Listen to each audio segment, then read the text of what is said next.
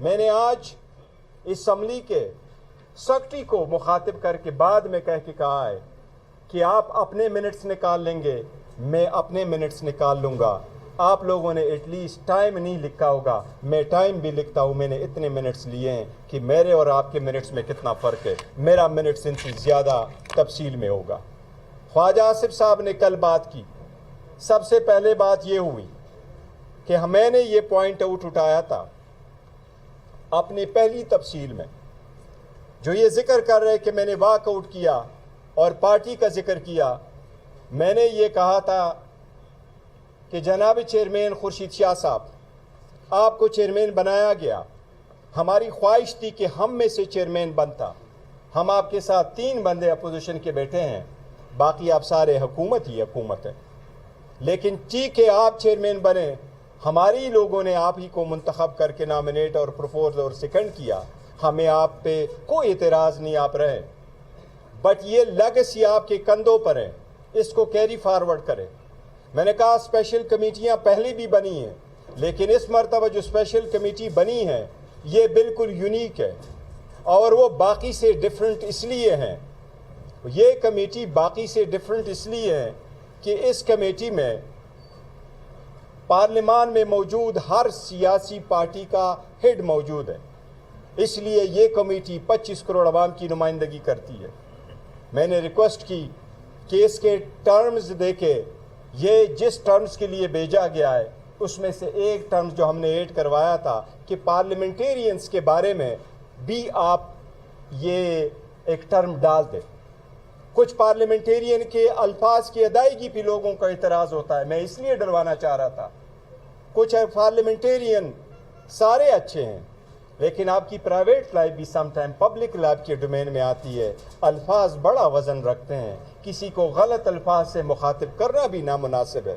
تو میں نے اس لیے پارلیمنٹیرین کا رکھوایا تھا کہ ان کی بھی کوئی اکاؤنٹیبلٹی ہو، اور اس پارلیمنٹیرین کی بھی کچھ شکوے شکایات ہے، کچھ کوٹایا جاتا ہے، کچھ کیا جاتا ہے، ان کے ساتھ سختیاں ہوتی ہیں ان کی فیملی کے ساتھ. تو ان کے لیے پہلا فورم یہ فورم ہے، اس لیے اٹھایا.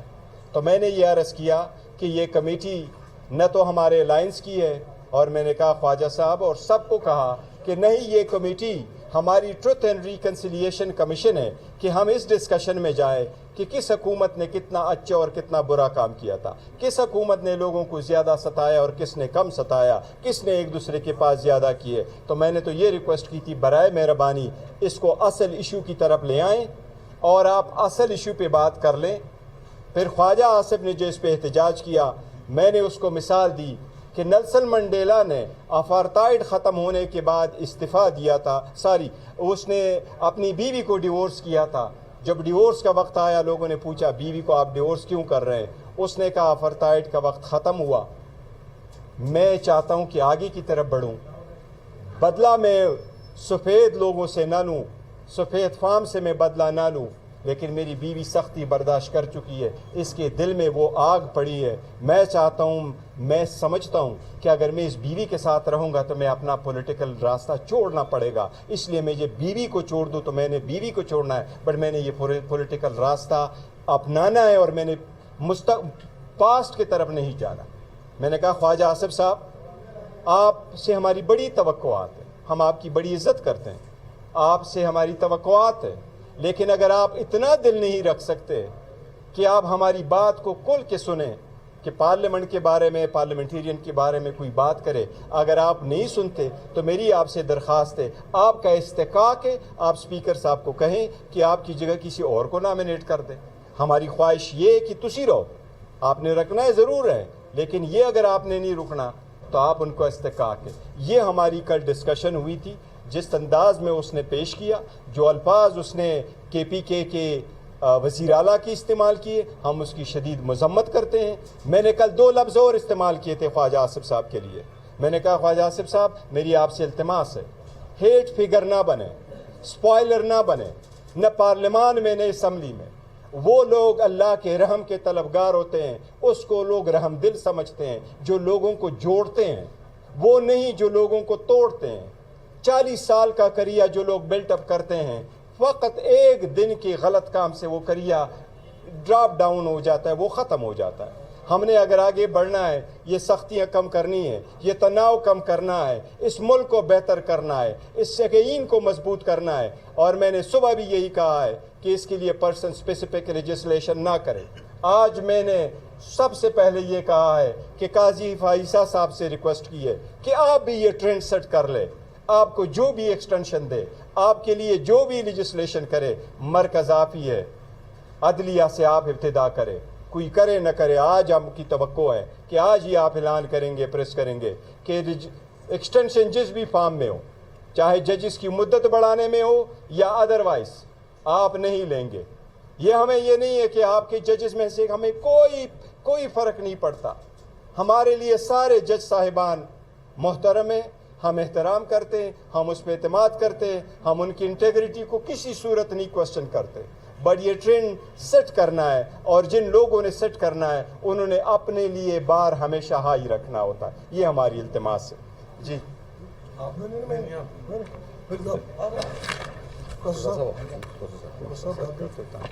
بسم اللہ الرحمن الرحیم۔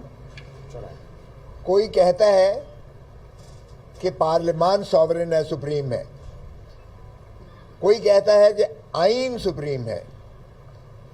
پارلیمان کی سپرمیسی ہم نے کل دیکھ لی، یہ 10 تاریخ 9 تاریخ کو ہم نے دیکھ لی پارلیمان کی سپرمیسی۔ پارلیمان کا وہ کدھر گیا قانون؟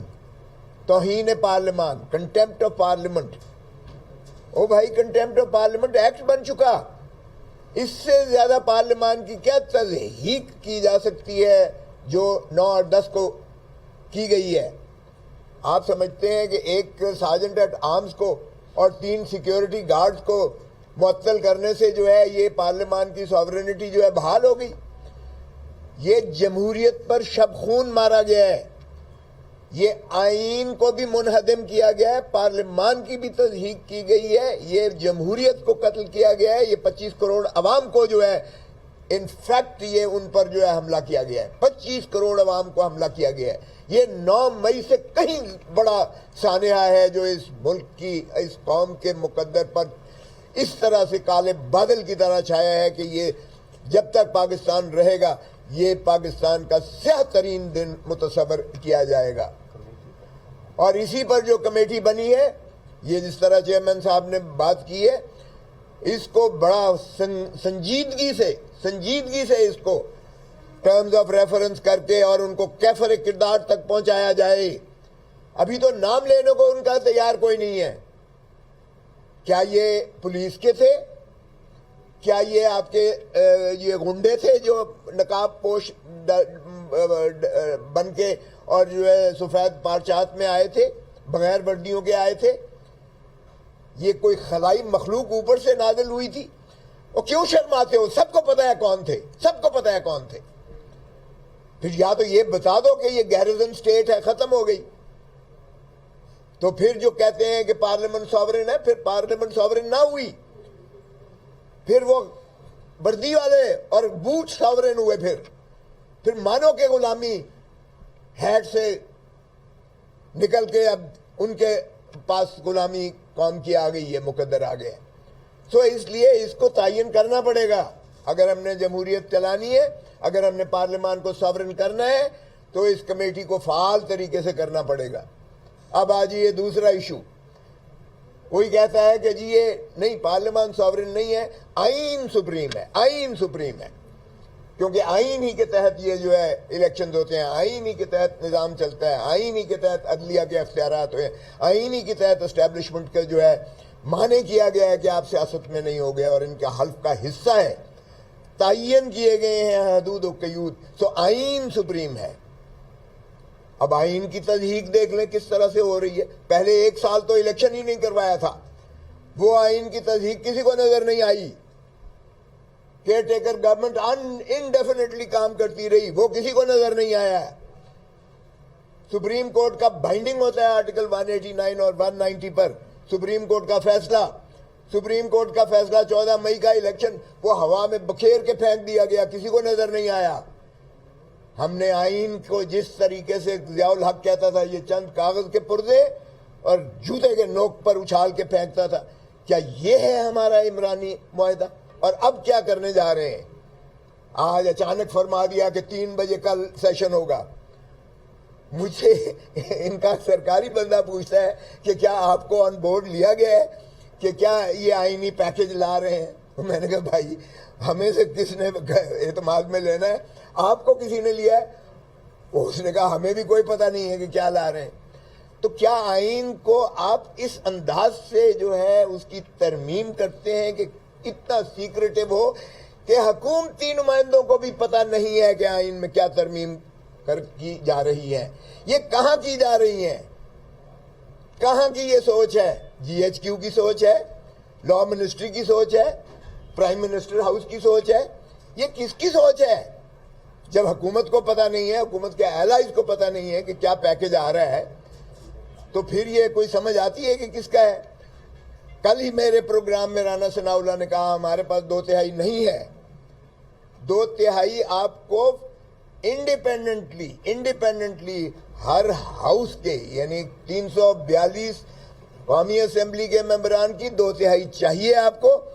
اسی طرح سینٹ کے 104 ممبرز کی 2/3 علیحدہ چاہیے آپ کو. یہ نہیں کہ جو پریزنٹ اینڈ ووٹنگ ہے.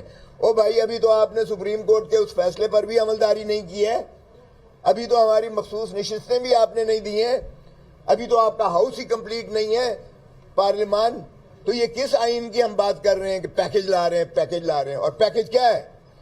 کیا صرف ایک فرد واحد قاضی فائز عیسیٰ کی ایکسٹینشن ہی ایک ایسی چیز ہے جس پہ پیکج لا رہے ہیں آپ؟ اور وہ آپ نے دیکھ لیا کہ چیف جسٹس نے کہہ دیا کہ میں ایکسٹینشن نہیں لوں گا, اگرچہ بعد میں ان کا دفتر کی جانب سے بذاتی بیان آیا کہ میں نے اپنی انڈیویجول ایکسٹینشن کی بات کی تھی, اور پھر سپیکولیشن ہوا میں گھومی کہ جناب یہ 3 سال سبھی کی شاید ایکسٹینشن دے رہے ہیں, کیونکہ آرٹیکل 179 میں 65 سال سپریم کورٹ کے جج کی عمر تعین شدہ ہے.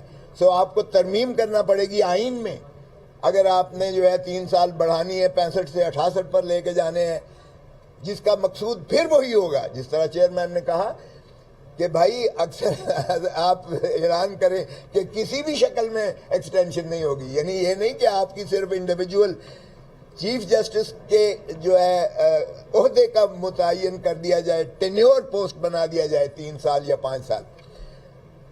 یہ دوسری شکل یہ ہے کہ 3 سال سبھی کو دے دی جائے تو بھی ان کا مقصد حل ہو جاتا ہے کہ قاضی فائز عیسیٰ صاحب کو ایکسٹینشن مل جاتی ہے. 1 سال ابھی ہوئے ہیں, 2 سال اور ہوں گے.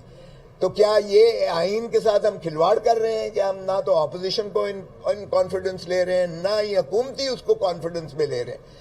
تو کیا آئین اس طرح سے سپریم ہوتا ہے؟ کیا یہ ہے پریمیسی اور سپرمیسی آئین کی؟ کہ آئین میں اس طرح سے بھی کبھی مذاق ہوتا ہے کہ آئین کی آپ جو ہے وہ کر رہے ہیں, ترمیم کر رہے ہیں. جتنی آئین کی ترامیم ہوئی ہیں آپ دیکھ لیں, صاحب کا کنسنسس سے ہوئی ہیں, سب کو آن بورڈ لیا گیا ہے, پوری قوم کو آن بورڈ لیا گیا ہے, اپوزیشن کو آن بورڈ لیا گیا ہے, چاہے وہ 18ویں ترمیم ہو, چاہے وہ جتنی ترامیم ہوئی ہیں. اس لیے کہ آئین ایک ایسا عمرانی معاہدہ ہے, ایک ایسا مقدس ہمارا جو ہے وہ الحاق ہے پاکستان کے قوم کو جو یکجا کیے ہوئے ہے, جس پر نظام حکومت چلتی ہے. اس میں بغیر کنسنسس کے, بغیر جو ہے آپ کے پوری قوم کے جو ہے اتفاق رائے کے وہ نہیں کی جانی چاہیے کسی فرد واحد کے لیے یا کسی شخص کے لیے. سو کہنا مقصود آپ کا یہ تھا کہ اس ملک میں بدقسمتی سے نہ پارلیمان کو پریمیسی سپرمیسی دی جا رہی ہے, نہ ہی آئین کو جو ہے سپرمیسی دی جا رہی ہے, دونوں کو تضحیق کی جا رہی ہے. بسم اللہ الرحمن الرحیم. بہت شکریہ جی.